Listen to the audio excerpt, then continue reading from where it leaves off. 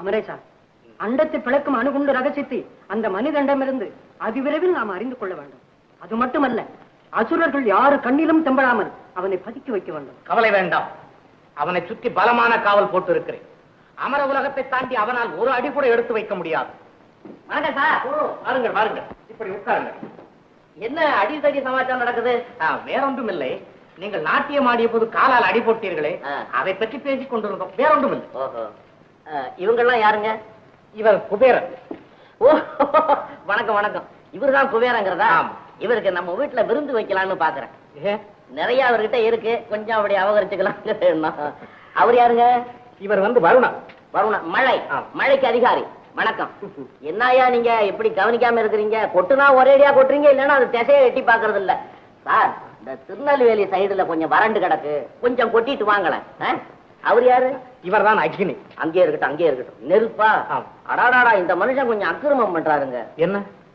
அடுப்புல உலைய வச்சு அரிசியை களைஞ்சு போட்டுட்டு நம்ம ஊர்ல இருக்கிறவங்க எல்லாம் சினிமா பார்க்க போயிடுவாங்க. அவங்க வரத்துக்குள்ளார வடிச்சு கடிச்சு வச்சிருந்தாலும் வந்தவன திங்கிறதுக்கு தோது. அதை தீச்சு கெடுத்து போறாருங்க, ராத்திரி பூரா பட்னி. கொஞ்சம் கவனிச்சுங்க. இவர் தான் வாயு. வாயு? ஆமா. வாயுங்கிறது இவருதானா? ஐயோ, பொல்லாத மனுஷங்க இந்த ஆளு. என்ன அப்படி சொல்றீங்க? நம்ம வீட்டுக்கு பக்கத்துல ராமசாமின்னு ஒருத்தன் இருக்கிறான். சரி. 6 மாசம் ஆச்சு அவன் இடுப்புல இவர் ஏறி உட்கார்ந்து. அன்னைக்கு வளைஞ்சவன் நிமிரவே இல்லைங்க. பல ஊசி போட்டு பாக்குறான், ஒன்றும் நடக்கல. அது மட்டுமா, இந்த ஆளு புயல்னு பேரை மாத்திக்கிட்டு எங்க பக்கத்துல பட்டுக்கோட்டை அறந்தாங்கின்னு நல்ல செழிப்பான இடம், அந்த இடத்துல வந்து அடிச்சு திம்சம் பண்ணி ஆயிரக்கணக்கான குடும்பத்தை சோத்துக்கு வழி இல்லாம நடுத்தர்ல நிக்க வச்சு விட்டாரு. அந்த நிமிஷம் மட்டும் நம்ம ஜனங்க கிட்ட ஒரு மாட்டி இருந்தாரு, சக்க புளி புரிஞ்சிருப்பாங்க. வேண்டாம், அதெல்லாம் தப்பு. சரி, அது இருக்கட்டும். அணுக்குண்டை பற்றி நீங்கள் சொன்னவைகளை இவர்களிடம் சொன்னேன். நம்ப மறுக்கிறார்கள். நம்ப மறுக்கிறாங்களா? நம்பாதவங்க கிட்ட நான் ஏன் உட்கார்ந்து கத்திக்கிட்டு இருக்கணுங்கிற? நம்புற ஆளா பார்த்து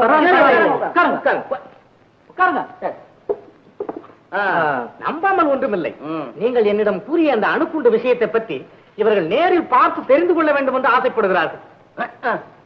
சரியா போச்சு. அவ்வளவு ஈஸியில தெரிஞ்சுக்க பாக்குறாங்களா? எங்க பூலோக வாசிங்க அந்த ரகசியத்தை தெரிஞ்சுக்கிறதுக்காக லட்சக்கணக்கான ரூபாய்களை செலவு பண்ணி பல ஒற்றர்களை அனுப்பிச்சு வச்சு பாக்குறாங்க. ஒண்ணும் நடக்கல. நான் தருகிறேன் 1 கோடி ரூபாய். ஐயா, 1 கோடி ரூபாய் நீங்க கொடுப்பீங்க, எனக்கு என்ன அதுல மிஞ்சும்? ஏன் மிஞ்சாது? எங்க பூலோகத்துல வருமான வரி, லாப வரி, அமுத லாப வரின்னு பல வரிகள் இருக்குது. இத பிப்ரவரியில கணக்கு தீர்த்து கொடுத்தா ஜனவரி கூட மிஞ்சாது. ஓஹோ, 2 கோடி ரூபாய் தருகிறேன். இது அதை விட டேஞ்சர். 4 தலைமுறையா நாயா அலைஞ்ச உனக்கு திடீர்னு 2 கோடி ரூபாய் எப்படிரா வந்ததுன்னு அரசாங்கத்துல எங்களை கணக்கு கேட்பாங்க. நாங்க சரியா கணக்கு சொல்லல, கம்பி எண்ணெய் வச்சிருவாங்க. தெரிந்தால் தானே கேட்பார்கள். யார் கண்ணிலும் படாமல் வைத்துக் கொள்ளுங்களேன். மிஸ்டர் மழை, நீங்க சொல்றது கரெக்ட். உங்க இந்திரன் இருக்கிறாரு, அவருக்கு 1000 கண்கள் இருக்கிறதாக புராணத்துல எழுதி வச்சிருக்கிறாங்க. இவருக்கே 1000. எங்க ஊர்ல இன்கம் டாக்ஸ் ஆபீசருக்கு 2000 கண்கள் இருக்குது. அங்க ஒண்ணு நடக்காது. பூமியில் புதைத்து வைத்து விட்டா அதுக்குத்தான் போலீஸ்ல நாய் வளர்க்குறாங்களே.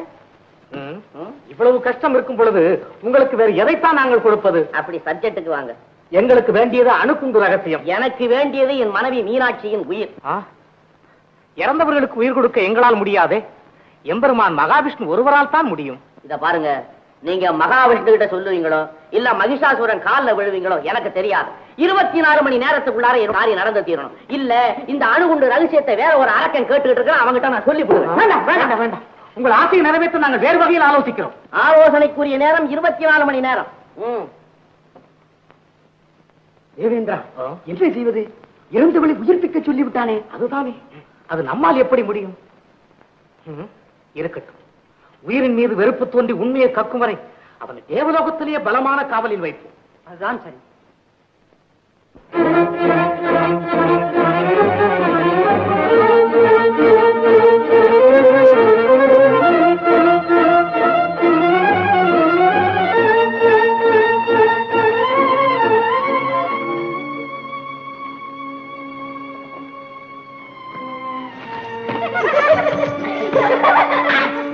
வாருங்கள் வாருங்கள், உங்களுக்காக தான் காத்துக் கொண்டிருக்கிறோம்.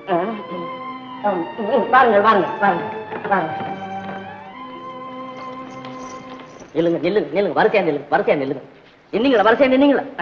ரெடி. தலையில கைய வச்சுங்க, இடுப்புல ஒரு கைய வையுங்க. வச்சீங்களா? ரெடி. 1 2 1 2 1 2 1 2 ஒன்று ஒன்று ஒன்று ஒன்று போகுது பாரு 2 மண்டு மண்டு மண்டு. சுந்தர், என்ன இதெல்லாம்? எனக்கு கொஞ்சம் கூட பிடிக்கல. ஏன் சும்மா நிக்கிறீங்க? ஆடுங்க ஆடுங்க. ஐயோ, இதெல்லாம் இன்ஜின் இல்லாத ரயில் பெட்டி மாதிரி போறாளுங்களே, எங்க இடிச்சிட்டு விழுறாளுங்களோ தெரியும். வாங்க நாம போலாம்.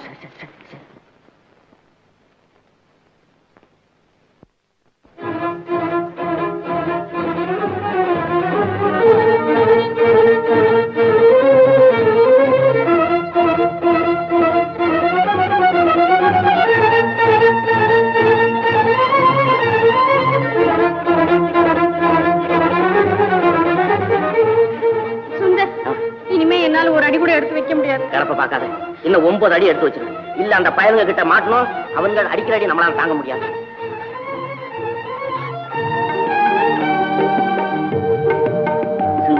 அது என்னது?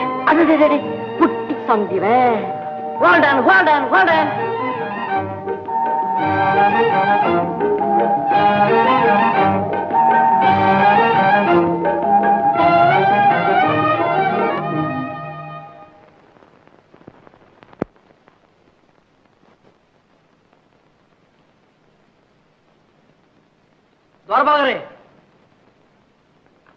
அதோ பாத்தீரா, ஒரு புதுவிதமான வாகனத்தில் 2 மாதர்கள் நம் வைகுண்டத்துறைக்கு வருகிறார்கள்.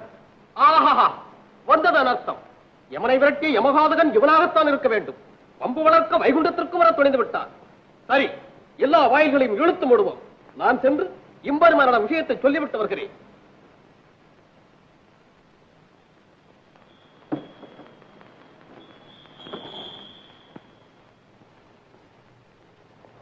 என்னடா அது? திருப்பதியில தான் மணி பிரகாரம் கதவு திறக்கிறாங்கன்னா இங்கேயும் அப்படியே இருக்க.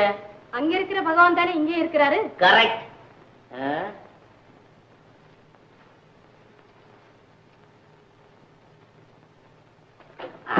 மனுஷன் தான் மனுஷன் தான். எப்ப கதவை திறப்பீங்க? உங்களை போன்ற பாவிகளுக்கு கதவு எப்பொழுதுமே திறக்காது. பாவியா? ஏன் சாவியை கண்ணாடிச்சிட்டீங்களா? ஏ மானுடா, இது வைகுண்டம். தெரிஞ்சுதான் வந்தோம். பேசாதே, பேசலே. உன் வாய்வி செல்லாம் இங்கு செல்லாது. மரியாதையாக போய்விடுங்கள். இதனால அடிச்சு எங்க 2 பேரும் மண்டை உடைஞ்சாலும் சரி, நாங்க மகாவிஷ்ணு பார்க்காம போக மாட்டோம். சத்தியாகிரகம். அப்படியா? அந்த மானிடன் இங்கும் வந்து விட்டானா? ஆம் பிரபு, அவனோடு ஒரு பெண்ணும் இருக்கிறாள். மண்டை நுழைங்கினாலும் மகாவிஷ்ணுவை காணாமல் திரும்ப மாட்டேன் என்கிறார். முரடன், இந்த பிரம்மஸ்வரூபத்தை காண அவனுக்கு என்ன தகுதி இருக்கிறது? பிரகலாதனை போல் சத்தியாகிரகம் செய்திருக்கிறானா, அல்லது துருவனை போல் தவம் செய்திருக்கிறானா? தவம் செய்யவில்லை என்றாலும் ராமதாசனை போல் பக்தியாவது செலுத்தி இருக்கிறானா? ஏக பரம்பொருளே, இப்போதே பூலோகத்தில் பக்தி மார்க்கம் குறைந்து கொண்டு வருகிறது. உடலை அக்னியிலிட்டு உக்கிரமான தவமையற்றும் உத்தமர்கள் ஒருவர் கூட இல்லை. இந்நிலையில் தகுதியற்ற அவனுக்கு தாங்கள் தரிசனம் அளிப்பதால் தர்மமே அழிந்துவிடும். தங்களை காண ஒரு சில பக்தர்கள் செய்யும் முயற்சியும் தளர்ந்துவிடும். ஆகவே தாங்கள் அவனுக்கு தரிசனம் அளிப்பது கூடாது என்பது எங்களுடைய தாழ்மையான கோரிக்கை. நீங்கள் எல்லாம் வைகுண்டவாசிகள், அதாவது சதா எங்கள் அருகிலே இருப்பவர்கள். சுட்ட சட்டி சட்டுவம் கரிச்சுவை அறியாது, அது எப்படி பொய்யாகும்? சகோதரர்களே, வந்திருப்பவன் பக்தன் அல்ல, யோகி அல்ல, ஞானியும் அல்ல. ஆனால் அவர்களுக்கெல்லாம் மேலாக பலன் கருதாமல் பாமர மக்களுக்கு பரிவோடு தொண்டாற்றிய ஒரு புனிதமான தொண்டன். புரியவில்லையே அம்மணி. புரிந்து கொள்ளுங்கள். உடலை தீயிலிட்டு உக்கிரமான தவமையற்றுபவனை விட ஒன்று மரியாதை ஏழை மக்களுக்கு எவன் ஒருவன் உள்ளன்போடு பாடுபடுகிறானோ அவன் உத்தமன், பக்தன், ஞானியும் அவனுக்கு நிகராக மாட்டான். லோகமாதா, புலன்களை அடக்கி புனித தவம் இயற்றும் யோகிகளை விட புது தொண்டன் உயர்ந்தவன் என்கிறீர்களா? சந்தேகம் என்ன? தான் மட்டும் வாழ வேண்டும் என்ற தன்னல நோக்கத்தோடு தவம் ஏற்றுகிறான் யோகி. உயிரினங்களுக்கெல்லாம் இன்பம் கிட்ட வேண்டும் என்ற உன்னத நோக்கத்தோடு பணியாற்றுகிறான் தொண்டன். அது மட்டுமல்ல, எல்லா உயிர்களிலும் நானே நிறைந்திருக்கிறேன் என்று பகவத்கீதையில் பறைசாற்றிருக்கிறார் பரந்தாமன். தனிப்பட்ட ஒரு கோவிலுக்கு செய்யும் பூஜையை விட இவரே நிறைந்திருக்கும் அந்த நடமாடும் கோயில்களுக்கு ஜாதி மத பாகுபாடின்றி எவன் ஒருவன் பாடுபடுகிறானோ அவன் ஆண்டவனை நினைக்க வேண்டும் என்பதல்ல, ஆண்டவன் அவனை நினைத்துக் கொண்டிருக்கிறார். அந்த தொண்டனுக்கும் தொண்டனாகி விடுகிறார். அத்தகைய தூய தொண்டர்களில் ஒருவனே இப்பொழுது வந்திருக்கிறார். திறந்து விடுங்கள் கதவை.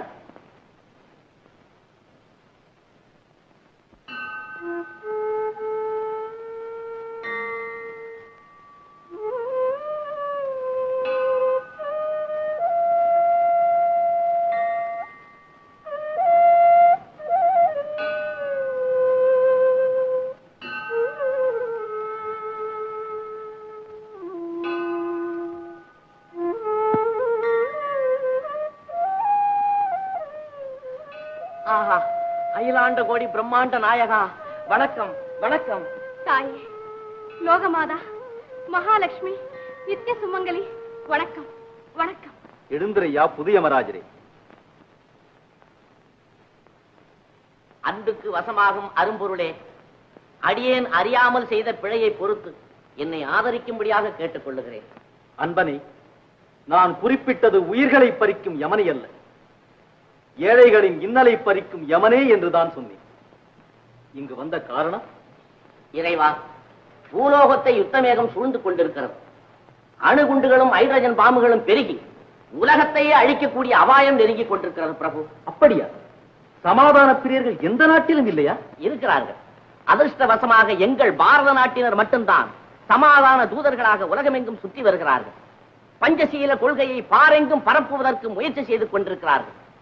அந்த முயற்சி வெற்றி பெற வேண்டுமானால் தாங்கள் உடனே அவதரித்து அதர்மத்தை அழித்து தர்மத்தை நிலைநாட்டும்படியாக கேட்டுக் கொள்ளுகிறேன். நேரம் நெருங்கும் போது நிச்சயம் அவதரிப்போம். நீ வந்த வேலை முடிந்து விட்டதா? வேலை முடியல. சுவாமி நாரதரிடத்துல சொல்லி அனுப்புன வேலை முடிய போகுது. அதுக்குள்ள என்னுடைய மீனாட்சிக்கு உயிரை கொடுத்து என் கூட பூலோகத்துக்கு அனுப்பிச்சு வைக்க முடியா தாழ்மையோடு கேட்டுக்கிறேன். தொண்டனே, நீ கேட்கும் வரம் உலக நியதிக்கு விரோதமாயிற்று. சுவாமி, அந்த நியதியை மீறி எத்தனையோ பேருக்கு உயிரை கொடுத்திருக்கிறீர்கள். உதாரணமாக சாவித்திரியின் பதிபக்தியை மெச்சி சத்தியவானுக்கு உயிர் கொடுக்கலீங்களா? ஆமாம். அதனால பாருங்க ஒரு பொம்பளை ஆம்பளை உயிரை மீட்டுக்கிட்டு வந்துட்டா, ஆம்பளைங்க நீங்க எந்த காரியத்தை சாதிச்சீங்கன்னு இந்த பெண்கள்லாம் நம்மளை ரொம்ப கேவலமா பேசுறாங்க. அதனால நம்ம ஆம்பளைங்க மானம் தங்கணும்னா சுவாமி பெரிய மனசு வச்சு கிருபை செய்து மீனாட்சி உயிரை எனக்கு தரும்படியா கேட்டுக்கிறேன். லக்ஷ்மி, இவன் சாமர்த்தியமான உரையாடலை கேட்டாயா? அதை மெச்சியாவது அவன் கோரிக்கையை நிறைவேற்றுங்களேன். சரி அன்பனே, சுவாமி, நீ கோரியதெல்லாம் நிறைவேறட்டும். நீ மீனாட்சியை அழைத்துக் கொண்டு பூலோகத்திற்கு போய் வள்ளுவன் வாசுகியும் போல் குடும்பம் நடத்தி காந்தியும் கஸ்தூரியும் போல உலகத்திற்கு தொண்டு செய்கிறோம். வாழ்க பல்லாண்டு. வளர்க மாங்கல்ய பாக்கி. வணக்கம் சுவாமி. வணக்கம் தாயே. வணக்கம் தாயே.